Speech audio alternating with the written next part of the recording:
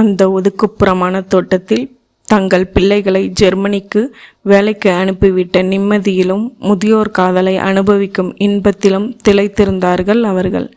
பிள்ளைகள் சம்பாத்தியத்தில் காதிலும் கழுத்திலும் கனத்த நகைகள் தங்கள் வசதியையும் மேன்மையும் பறைசாற்றி பளிச்சிட்டு கொண்டிருந்தன. அவற்றை எப்படியும் கொள்ளையடித்து விடுவது என்ற எண்ணத்தில் குறிவைத்து திட்டம் வகுத்து காத்திருந்தது தோட்டங்களை மட்டுமே குறிவைத்து நகைப்பெருக்கும் தொழிலில் ஈடுபடும் அந்த கும்பல். அன்று அமாவாசை.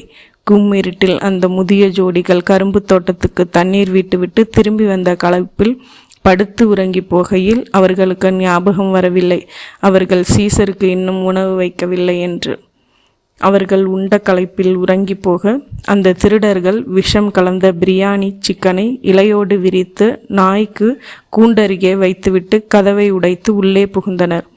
திருடர் வந்தவர்களின் நடமாட்டத்தையும் நடவடிக்கைகளையும் சீசரோடு சமீப காலமாய் சிநேகப்பட்டு வந்த சம்பக் ஜெர்மனியில் உருவாக்கப்பட்டு காவலுக்காகவே வீட்டில் வைஃபையில் இணைக்கப்பட்டிருந்த ரோபோ நாய் சீசரின் மடி மீது தலை வைத்து படுத்தபடி தகவல்களை ரிமோட் மூலம் போலீஸுக்கு பகிர்ந்து கொண்டிருந்தது மட்டுமல்லாமல் விஷம் கலந்த பிரியாணியை சீசரை தின்ன விடாமலும் தடுத்தது.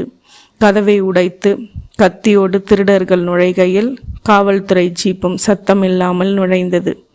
கல்வர்கள் வழுக்கை விழுகையில் உடைந்து போன வலது கை கால்கள் அனைத்தும் பிணித்து இழுத்தபடி விந்தி விந்தி நடக்க இழுத்து கொண்டு போனது போலீஸ்.